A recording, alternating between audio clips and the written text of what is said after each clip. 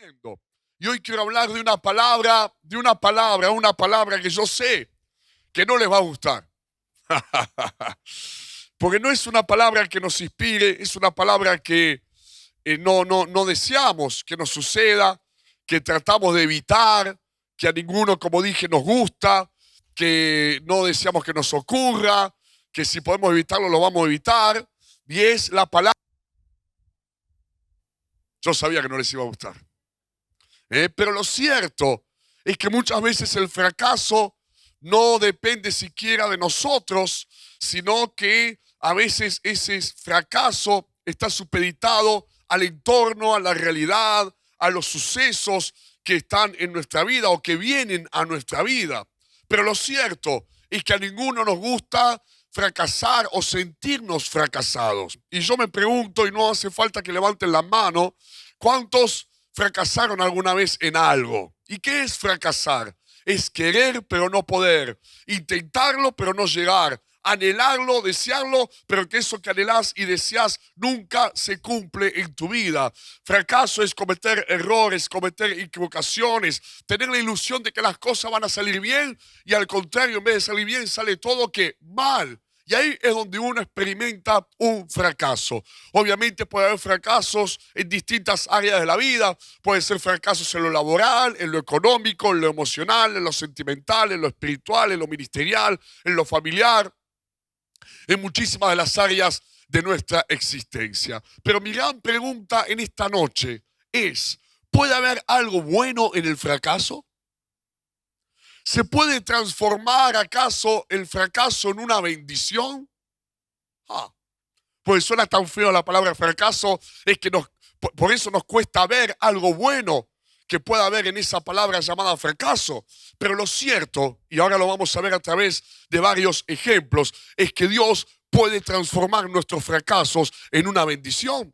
Si nosotros solamente vemos un fracaso, así nos vamos a sentir. Pero si podemos ver más allá del fracaso, vamos a descubrir el propósito y el plan de Dios y cómo Dios puede revertir cada fracaso para que se transforme en una bendición para nuestras vidas. Por eso el sermón de esta noche se llama La bendición del fracaso.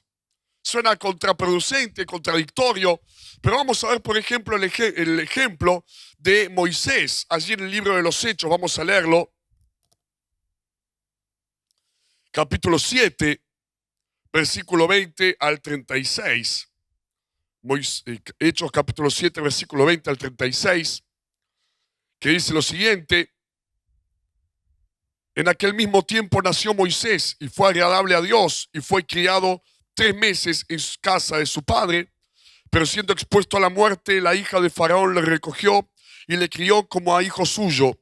Y fue enseñado a Moisés en toda la sabiduría de los egipcios, y era poderoso en sus palabras y obras. Cuando hubo cumplido la edad de 40 años, le vino al corazón el visitar a sus hermanos los hijos de Israel. Y al ver a uno que era maltratado, lo defendió e hiriendo al egipcio, vengó al oprimido. Pero él pensaba que sus hermanos comprendían que Dios le daría libertad por mano suya, mas ellos no lo habían entendido así. Y al día siguiente se presentó a uno de ellos que reñían y los ponía en paz, diciendo: varones hermanos míos, ¿por qué os maltratáis el uno al otro? Entonces el que maltrataba a su prójimo le rechazó, diciendo: ¿quién te ha puesto por gobernante y juez sobre nosotros? ¿Quieres tú matarme como mataste ayer al egipcio? Al oír esta palabra, Moisés huyó y vivió como extranjero en tierra de Madián, donde engendró 2 hijos. Pasados 40 años, un ángel se le apareció en el desierto del monte Sinaí, en la llama de fuego de una zarza. Entonces Moisés, mirando, se maravilló de la visión y acercándose para observar, vino a él la voz del Señor: yo soy el Dios de tus padres, el Dios de Abraham, el Dios de Isaac y el Dios de Jacob. Y Moisés, temblando, no se atrevía a mirar, y le dijo el Señor: quita el calzado de tus pies, porque el lugar en que estás es tierra santa. Ciertamente he visto la aflicción de mi pueblo que está en Egipto, y he oído su gemido y he descendido para librarlos. Ahora pues ven, te enviaré a Egipto. A este Moisés, a quien habían rechazado diciendo: ¿quién te ha puesto por gobernante y juez? A este lo envió Dios como gobernante y libertador por mano del ángel que se le apareció en la zarza. Este los sacó habiendo hecho prodigios y señales en tierra de Egipto y en el Mar Rojo y en el desierto por 40 años. Y hacemos un pequeño resumen de la historia que muchos ya conocen. El pueblo de Israel estaba siendo esclavizado allí en la tierra de Egipto. Y claro, los israelitas se multiplicaban, nacían muchos niños, muchas niñas de los israelitas, y el faraón en un momento se preocupó, tuvo miedo, y dijo: estos se están multiplicando de tal manera que en cualquier momento nos van a ganar en número, nos van a terminar haciendo una rebelión y nos van a terminar conquistando ellos a nosotros, o esclavizando ellos a nosotros en vez de nosotros a ellos. Entonces el faraón mandó a matar a todos los niños recién nacidos. Y la mamá de Moisés agarró al pequeño, al bebé Moisés, lo puso en un canasto, lo arrojó en el río Nilo. Y la hija del faraón, ¿no?, que era el hombre más poderoso, el gobernante de la tierra de Egipto, estaba, me imagino yo, allí en el patio de su casa. Entiéndase casa por palacio y entiéndase patio, no como el patio nuestro, no, sino algo mucho más grande, mucho más importante.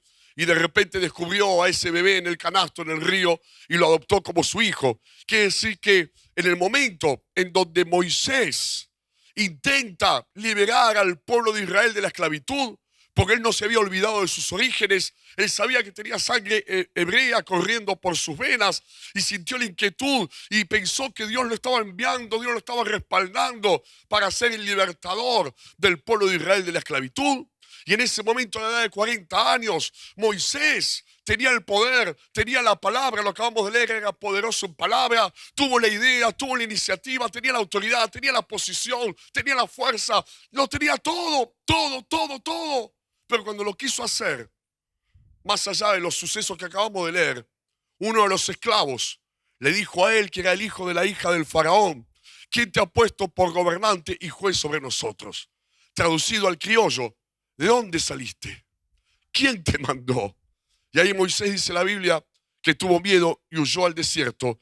Y estuvo en ese desierto durante 40 años. Y a la edad de 80 años, a la edad de 80, ¿qué tenía a los 80 años? Se había convertido de ser el hijo de la hija del faraón, se había convertido en un pastor de ovejas en medio del desierto, en medio de la nada. Y las ovejas ni siquiera eran de él, eran de su suegro llamado Jetro.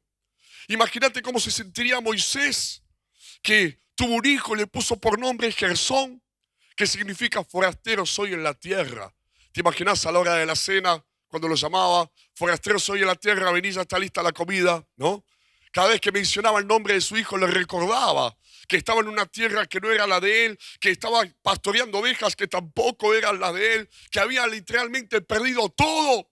Y a la edad de 80 años, ya no tenía capacidad, ya no tenía fuerza, ya no tenía las ideas, se había olvidado de sus sueños, había renunciado a sus ilusiones, no tenía el poder, no tenía el lugar, no tenía la posición, era un simple pastor de ovejas. Y hasta esa palabra que alguna vez había tenido, poder su palabra, se había vuelto, de tanto estar con las ovejas,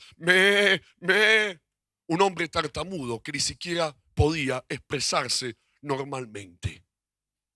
Sin embargo, ¿cuántos sienten que Moisés allí literalmente fracasó? Fracasó. Se sentía fracasado porque no había conseguido absolutamente nada de todo lo que había querido conseguir. Decime si eso no es fracaso. Decime si eso no es haberlo querido intentar y no haber podido, haber soñado con eso y que ese sueño nunca se cumplió ni se hizo realidad. Y de repente, sin él esperarlo, sin él pensarlo o soñarlo, aparece Dios y lo llama. Y le dice: ahora. ¿Te lo imaginas a Moisés? Ahora. ¿Por qué no antes? Cuando tenía 40 años y era fuerte. ¿Por qué no antes, cuando tenía 40 años y tenía la capacidad, el poder, la fuerza? Era el hijo de la hija del faraón, era un príncipe en Egipto. ¿Por qué no me llamaste ahí? Me llamas ahora que tengo 80 años, estoy viejo. No tengo fuerza, no me quedó nada, ni autoridad, ni poder, ni iniciativa, nada. Ahora me llamás. Pero Dios lo llamaba ahora, justamente por eso, porque había fracasado. Y fracaso significaba que ya no era el Moisés que pensó que él podía, Ahora era el Moisés que sabía que él no podía, y como él no podía, el que iba a hacer la obra iba a ser Dios. El que iba a utilizarlo iba a ser Dios. El que iba a hacer todas las cosas iba a ser Dios, y Dios a través de su vida. ¿Por qué? Porque Dios lo hizo. Lo que él en algún momento quiso hacer, lo hizo Dios, no lo hizo él, lo hizo Dios a través de él. En otro tiempo, de otra manera, de otro modo, pero en definitiva, Dios lo hizo, ¿sí o no? El plan de Dios no cambió, el propósito del Señor fue y siguió siendo el mismo, pero el que cambió fue Moisés. O el fracaso te hunde, o el fracaso te cambia. Y en definitiva lo que fue el fracaso de Moisés se transformó en el éxito de Dios. ¿Quién te dice que detrás de eso que nosotros llamamos fracaso, en donde sentimos que fracasamos, se está gestando una victoria de parte del Señor? ¿Se está gestando un triunfo de parte de Dios? ¿Quién te dice que detrás de eso, en donde uno siente que fracasó, es porque Dios va a empezar a obrar como lo hizo en la vida de Moisés? En donde uno dice, ya no me queda más nada. Y sabes una cosa, a veces es mejor que no te quede nada. Porque cuando Moisés tenía 40 años, era Moisés. Pero yo pienso que Moisés dijo, bueno, yo lo voy a hacer y Dios me va a ayudar. Un poquito me va a ayudar, pero yo lo voy a hacer. Yo lo voy a hacer. Y a la edad de 80 años, cuando Dios lo llamó, dijo, Dios, yo no puedo ni hablar. Mejor. Porque significa que no vas a ser vos, va a ser Dios a través de tu vida, y toda la gloria va a ser para el Rey de Reyes y para el Señor de Señores. ¡Wow!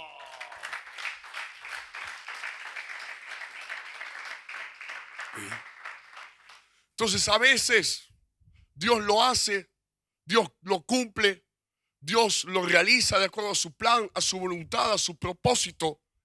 No de acuerdo a lo que nosotros pensamos o imaginamos que lo va a hacer, o de la manera que lo va a hacer, sino a su manera. Y a veces cuando nos sentimos enteros, nos sentimos fuertes, nos sentimos que podemos, en vez de ser un instrumento, nos transformamos en un obstáculo. Por eso Juan el Bautista decía, es necesario que yo mengüe, pero que Él crezca. Y a veces el fracaso es el lugar en donde Dios necesita que estés para empezar a obrar.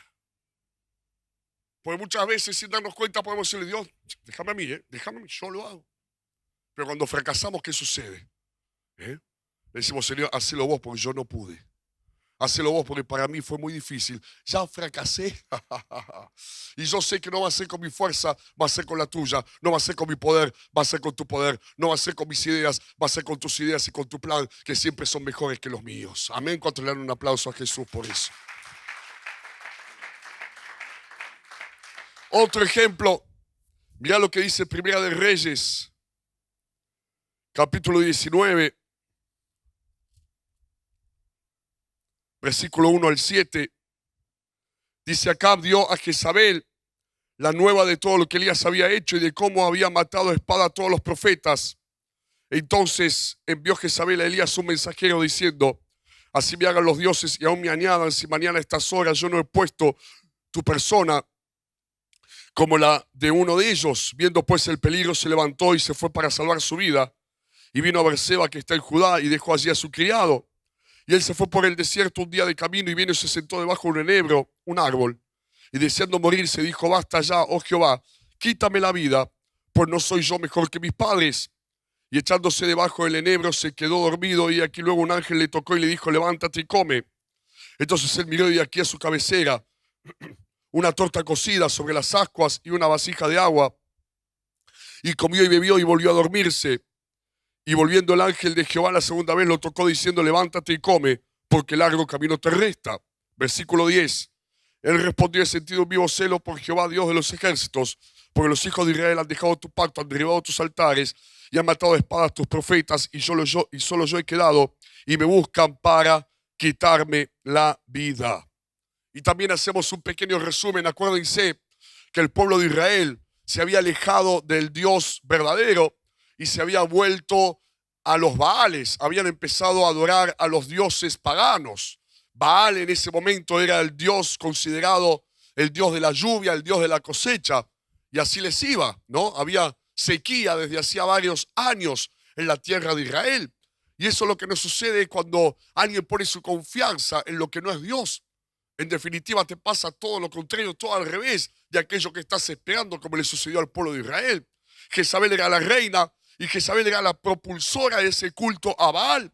En un momento, el profeta Elías desafía a los profetas de Baal, que eran como 400, allí en lo alto del monte Carmelo. Y el profeta Elías dice: vamos a hacer un desafío. El Dios que haga descender fuego del cielo, ese es el Dios verdadero. Obviamente los profetas de Baal no pudieron hacer nada, porque el Dios Baal es solamente un muñeco, ¿no? Una obra hecha con las manos del hombre. Y cuando le tocó el turno a Elías, dijo solamente una pequeña oración: Dios, respóndeme, respóndeme, y que este pueblo conozca que tú eres el Dios verdadero. Terminó la oración y cayó fuego del cielo. Oh, ¿te lo imaginas, Elías? No entraba en el saco, Elías. Abran paso, ¿no? ¿Qué hice? Descender fuego del cielo. Vos no me mires así porque oro y a vos también te cae fuego del cielo. Y al otro día ya estaba planeando las vacaciones. Ya había planeado, ya está, terminé, llegué, gané, triunfé, me salió todo bárbaro. Qué bien que me salieron las cosas. Qué bien que gané, qué bien que triunfé, porque también había matado a los 400 profetas de Baal. Había terminado, pensó la obra, había concluido la tarea. Estaba planeando las vacaciones y la reina Jezabel de repente le manda un mensajero diciéndote: Elías, así como le hiciste a los profetas, te voy a hacer a vos. Mañana te mato. Oh. Y ahí que le agarró a Elías un miedo bárbaro, pánico. Y paréntesis, qué impresionante, porque así funciona el enemigo de nuestras almas, así funciona el diablo. ¿Por qué le envió un mensajero diciéndole mañana te mato? ¿Por qué no le envió directamente a un asesino que le diga: hola Elías, ¿cómo estás? ¿Bien? Chao Elías. Le manda un mensajero, porque de esa manera funcionan las obras de las tinieblas, trayendo mensajeros a nuestras mentes, a nuestros corazones, de noticias negativas, de pesimismo, de incredulidad, de duda, de temor, lo cual en definitiva no se va a cumplir, así como no se cumplió la amenaza de la reina Jezabel sobre la vida de Elías. Pero Elías, en vez de creer lo mejor, creyó lo peor. En vez de pensar bien, pensó mal. Se llenó de pánico, de temor. Y yo me imagino la conclusión en la mente de Elías cuando escuchó esas palabras. Al final, todo lo que hice no sirvió para nada. Pensé que había ganado y no gané nada. Y hasta le dijo a Dios: Dios, ¿por qué mejor no me llevas? Me quiero morir. Yo sé que ninguno de ustedes pensó alguna vez eso, como eso le pasó a Elías nada más, ¿no? Llévame de una vez. Llévame de una vez, le dijo Elías. Impresionante. ¿Sabes lo que le agarró? Se puso abajo de un arbolito y venía un ángel, le servía. Pero Elías comía, dormía, comía, dormía, comía, dormía. ¿Qué le pasó? Se deprimió. Decime si no se sentía frustrado, si no se sentía fracasado Elías. Se sentía fracasado. Y dijo esta expresión: Jehová, quítame la vida, pues no soy yo mejor que mis padres. Y yo cuando lo leí me pregunto: ¿necesitaba fracasar para darse cuenta que no era el mejor? ¿Necesitaba el fracaso para darse cuenta que no era el mejor? Quiere decir que en algún momento habría pensado: soy el mejor, y después dijo: no soy nada el mejor, ¿no? No soy nada el mejor. Y mirá en qué consistía el fracaso de Elías: en pensar que esa reina lo iba a matar por medio de ese asesino que algún día iba a mandar, lo cual lo llevó a esconderse en una cueva, allí lejos del plan de Dios, pero hasta allí lo fue a buscar el Señor y escuchar aquello que fue la fuente de su fracaso. De la misma manera que Dios a Moisés, que pensó que había fracasado en ser el libertador de Israel, hasta que Dios lo levantó y se transformó en el libertador de Israel. De la misma manera, el fracaso de Elías, que fue por el miedo a la muerte, al final el Señor se lo llevó al cielo en un torbellino de fuego, carros de fuego, y Elías no vio la muerte. Oh. Ahora, tanto a Moisés como a Elías, Dios lo fue a buscar. Dios lo fue a buscar. Dios lo fue a buscar, porque ellos no podían. Porque el fracaso te paraliza, el fracaso te detiene, el fracaso te roba la fuerza, el fracaso te roba la energía, te roba la fe, te roba todo. El fracaso te lleva a postrarte en una cama, a tirarte en un sillón, a no esperar más nada de la vida. Eso es lo que produce el fracaso. Y ahí, ¿cómo haces? No podés. Eso es lo maravilloso de Dios. Eso es lo maravilloso de Dios. Yo a veces escucho palabras dogmáticas que dicen, si vos no estás así, Dios no va a poder. Dios lo puede todo. Dios lo puede todo. No podemos encerrar a Dios en un concepto. No podemos encerrar a Dios en una idea. Cuando Dios es todopoderoso, por decirme, ¿qué hizo Moisés? Nada. Estaba ahí en un desierto, frustrado, fracasado, viejo, sin fuerza, sin sueños, sin nada. Y Dios lo fue a buscar, y Dios lo restauró, y Dios lo levantó, y Dios lo usó como él nunca pensó que Dios lo podía volver a usar. ¿Qué hizo Elías? Estaba escondido dentro de una cueva, deseando morirse, muerto de miedo, sintiéndose fracasado y que todo lo que había hecho no había servido para nada. ¿Acaso fue Elías el que salió de la cueva? No, Dios lo fue a buscar. Y eso me hace acordar al sermón de la semana pasada. ¿Se acuerdan cuando también en el libro de Reyes, pero ya no con Elías, sino con Eliseo, los hijos de los profetas, una compañía de profetas, estaba queriendo construir un lugar más amplio porque el lugar en donde estaban les había quedado chico. Estaban incómodos, apretados y querían construir un lugar nuevo. ¿Cuántos están queriendo construir una nueva realidad en sus vidas? Están queriendo construir un presente mejor y un mañana diferente. Todos queremos construir en la familia, en la economía, en lo espiritual, todos estamos queriendo construir algo nuevo. Y estos profetas, cuando estaban queriendo construir algo nuevo, de repente había uno de los muchachos, de los hombres, con el hacha allí cortando árboles para edificar la casa nueva.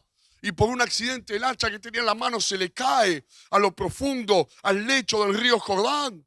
Y va y le dice al profeta Eliseo, Eliseo, profeta, maestro, se me cayó el hacha y era prestada. Era prestada. Y dice la Biblia que ahí Eliseo agarró un palo de madera, lo tiró al agua y el hacha de hierro que estaba en lo profundo salió a flote. Y este hombre pudo agarrar nuevamente el hacha y seguir construyendo lo que estaba construyendo. Y yo me pregunto, ¿no era más fácil buscar otra hacha? ¿No era más fácil pedir prestado otra hacha? ¿No era más fácil pensar en algún otro recurso? ¿Era necesario un milagro por un hacha? ¿Era necesario un milagro por un hacha? Y ¿sabes algo? Estamos viviendo en un mundo que siempre desecha, siempre descarta, siempre hace a un lado, siempre rechaza. Sobre todo aquel que se equivoca, el que comete error, el que fracasa, dice, no, este no sirve, llama a otro. Este no sirve, que pase el que sigue. Y estamos inmersos en ese mundo y a veces pensamos que Dios es igual, que Dios nos va a descartar, que Dios va a elegir a otro, que Dios va a ocupar nuestro lugar con otro, que Dios va a llamar a otro, que Dios va a usar a otro, que Dios nos va a desechar, que Dios nos va a descartar, que ya no se va a acordar de nosotros. Pero Dios no es como el mundo, Dios no es como el ser humano. Por eso el pasaje de esta hacha que vuelve a las manos de este trabajador, simboliza cuando nuestras vidas se hunden, pero Dios no nos descarta, sino que Dios nos va a buscar, nos vuelve a levantar, nos restaura, nos vuelve a sacar a flote para que sigamos siendo un instrumento en las manos de Dios para extender y para construir el reino del Señor, no solamente en nuestras vidas, sino en todo lo que nos está rodeando hoy en día.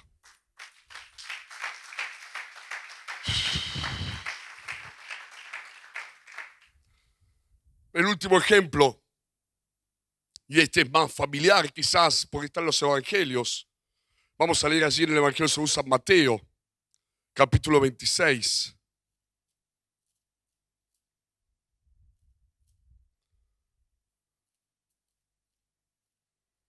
San Mateo 26, versículo 69.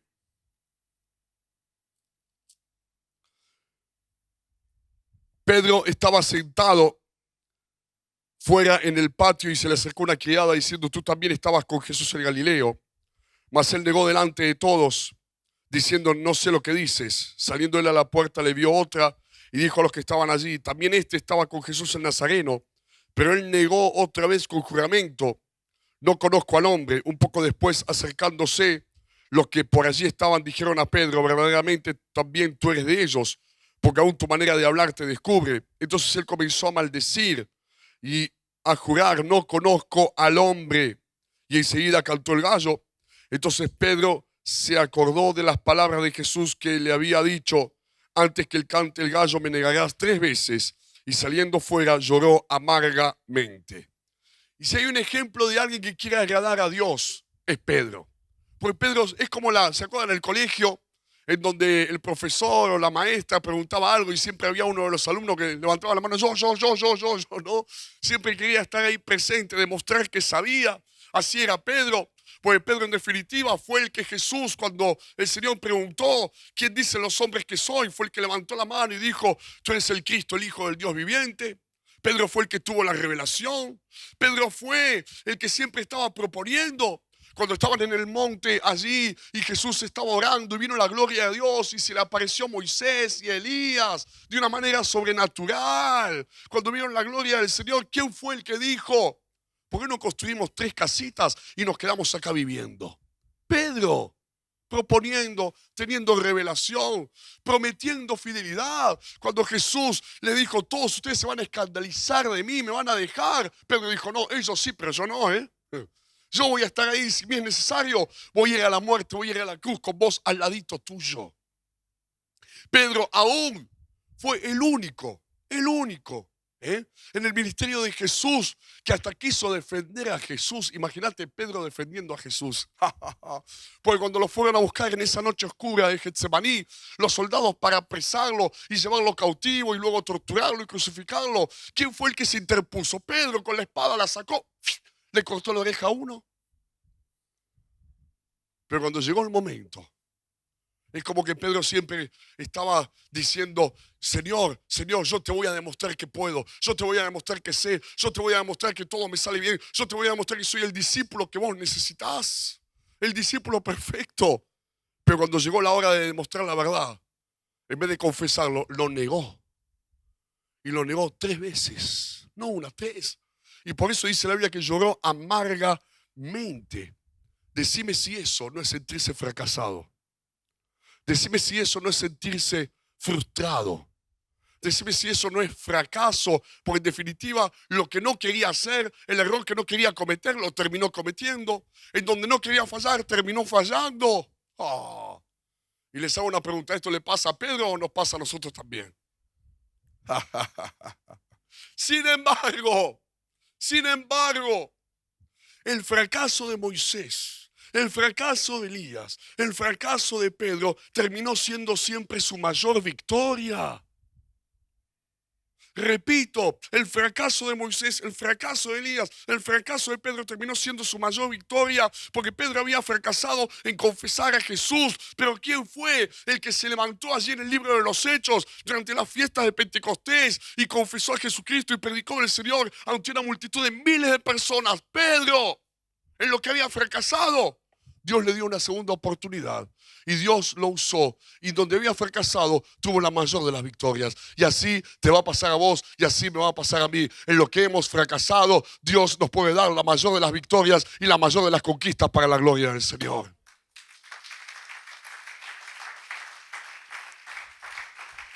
Porque Dios puede transformar la bendición, el fracaso en bendición. Dios puede transformar el fracaso en una victoria. Dios puede transformar el fracaso en una conquista. Y tenemos los ejemplos. Moisés, Elías, todos ellos fracasaron. Pedro fracasó. Jesús, escuchá, cuando estaba allí crucificado, colgado de ese madero, ¿qué decía la gente? Fracasó. Mirá, el maestro fracasó. El único que sabía que no había fracasado, o mejor dicho, los únicos que sabían que no habían fracasado eran el Padre y el Hijo. Todos los demás decían fracasó. Pero lo que para la gente fue el mayor de los fracasos, Dios lo transformó en la mayor de las victorias y en la mayor de las conquistas. ¿Quién te dice que tu fracaso no es la puerta, el principio de que Dios empiece a obrar, de que Dios empiece a hacer algo nuevo en tu vida? ¿Cuál es la bendición del fracaso? En primer lugar, el fracaso le hace mal a nuestro orgullo. ¿A quién le gusta fracasar? A nadie. ¿Eh? Pero le hace bien a tu humildad. Le hace bien a nuestra humildad. Porque la Biblia dice: el que se exalta será humillado, pero el que se humilla será exaltado. Cuando lo queremos hacer nosotros, ¿a cuánto les pasa alguna vez que quieren hacer las cosas con sus fuerzas, con sus capacidades, con sus recursos, y no lo dejamos a Dios obrar, actuar? Estamos destinados al fracaso y Dios nos deja. ¿Quieres hacerlo vos? Hacelo, te dice el Señor. ¿Te pensás que te va a salir? Dale, dale para adelante. Y ahí, acuérdense del ejemplo del hacha, que este hombre le dice a Eliseo cuando se le hunde el hacha: era prestada, era prestada. Y sabes algo, todo lo que tenemos es prestado. El problema es cuando nos creemos que lo que tenemos es nuestro, que el poder es nuestro, que la fuerza es nuestra, que las ideas son nuestras, que los sueños son nuestros, que vamos a poder con nuestras fuerzas, que todo es por nosotros, para nosotros y de nosotros. Ahí se comienza a hundir como se hundió el hacha, todo lo que tenemos. Pero cuando reconocemos, como este hombre reconoció que era prestada, y reconocemos: no es mío, es de Dios. Lo que tengo es de Dios, lo que puedo hacer no soy yo, es Dios a través de mi vida. ¿Eh? Es Dios, es por Dios, es para Dios y es de Dios. Esa es la conclusión a la cual nos lleva muchas veces el fracaso. Y es bueno, porque ahí va a empezar a obrar Dios. Y cuanto más rápido reconozcamos que no lo podemos hacer nosotros, que para nosotros es imposible, más rápido Dios va a obrar. No es mi poder, es su poder. No es mi plan, es su plan. No soy yo, es Dios a través de mi vida. ¿Cuántos dicen amén y le dan un aplauso a Jesús por eso?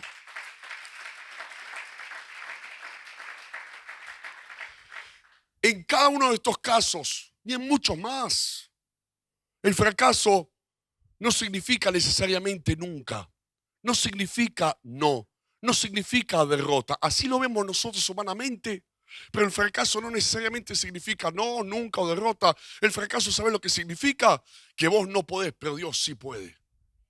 Que yo no puedo, pero Dios sí puede hacerlo. Eso es lo que significa el fracaso. Después de que fracasaron Moisés, Elías, Pedro, ahí recién Dios pudo empezar a obrar. Cuando nosotros nos sentimos fracasados, ahí es cuando Dios puede empezar a obrar. ¿Cuántos se sintieron alguna vez fracasados? ¿O se sienten actualmente? ¿Y sabes algo?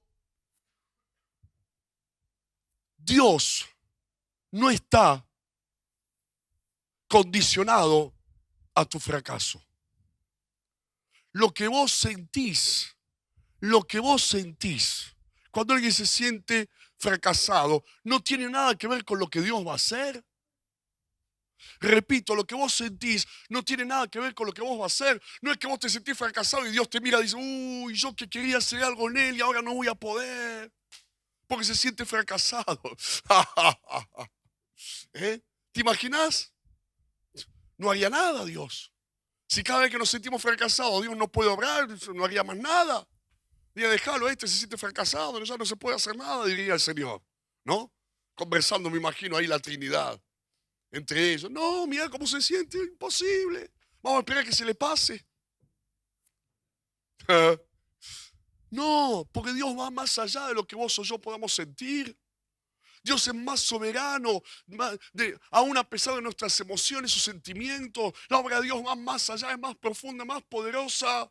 O decime si Moisés no se sintió fracasado. Decime si Elías, decime si Pedro no se sintió fracasado. Sin embargo, Dios igualmente obró. Dios igualmente lo hizo, Dios igualmente actuó, y de la misma manera como lo hizo con ellos, aunque vos te sientas fracasado o fracasada, Dios sigue teniendo un plan, sigue teniendo un propósito y sigue teniendo una voluntad para cada uno de nosotros. Y ese plan y esa voluntad y ese propósito, el Señor lo va a cumplir muchas veces a pesar nuestro. Dale un aplauso al Rey.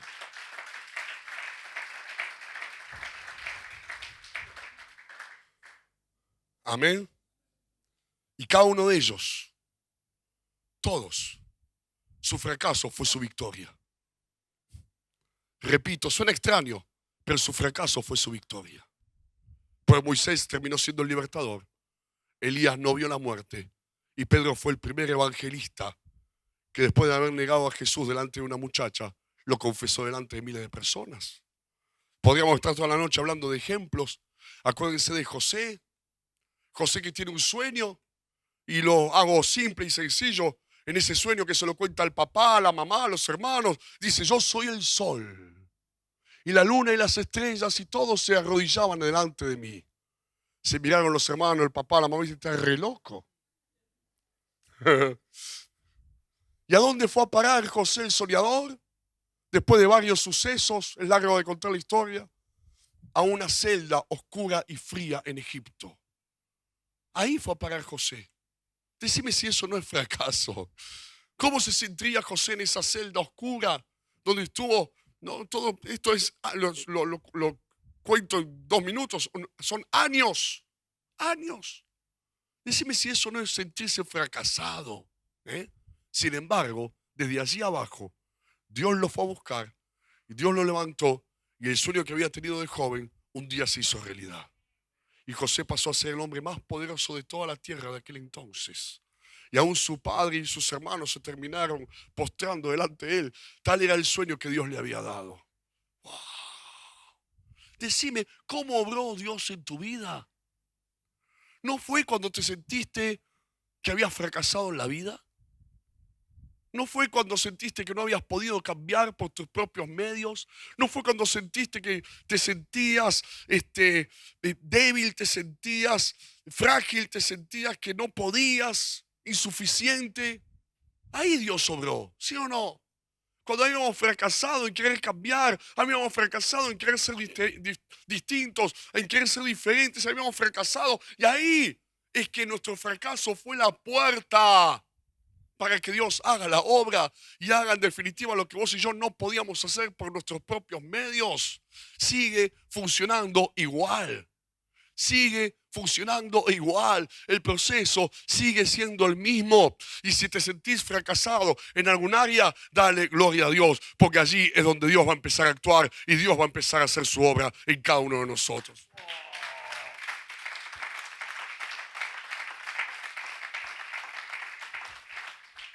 Y a veces, como te estoy diciendo, Dios nos lleva hasta ahí. Nos lleva hasta ahí. Para que ya no seamos nosotros. A veces tenemos una expresión que dice, yo con Dios voy a hacer tal cosa. Yo con Dios voy a hacer lo otro. Yo con Dios voy a hacer aquello. Decirle que está lo otro, es al revés. No es yo con Dios, es Dios conmigo. Moisés dijo, yo con Dios. Y después fue Dios con Moisés, anciano, débil, sin tartamudo. Pedro, yo le voy a mostrar a Dios. Y después fue Dios con Pedro, porque Pedro no podía hacer nada. Había fracasado en todo. ¿Sí o no? Es así. Y te digo algo. Ahí es donde toda la gloria es para Dios. Imagínate si las cosas le hubiesen salido bien a Moisés a los 40 años, cuando era él, ¿no?, todopoderoso. Dios me ayudó, un poquito, pero Dios me ayudó. Pero después pudo decir, todo lo hizo Dios porque yo no podía. Todo lo hizo el Señor porque yo no podía. A Él sea la gloria. Y ahí es donde tiene ese gusto, ese gustito, como decimos nosotros, de lo milagroso, de lo sobrenatural, de lo maravilloso. ¿Yo podía cambiar? No. ¿Yo podía ser diferente? No. ¿Yo podía ser libre por mis propios medios? No. Dios lo hizo. Y como fracasé 1 y 1000 veces en querer lograrlo, en querer ser distinto, en querer ser diferente, cuando Dios lo hizo, reconocí, Dios lo hizo, pues yo no podía, yo ya sé que no podía, Dios lo hizo. Y así va a seguir andando, así va a seguir funcionando. ¿Cuántos dicen amén a esto? Decirle que está lo tuyo, Dios lo va a hacer. Dios lo va a hacer. Amén. ¿Cuántos le dan un aplauso al Señor? Vamos a ponernos de pie. Dios lo va a hacer, Dios lo va a hacer.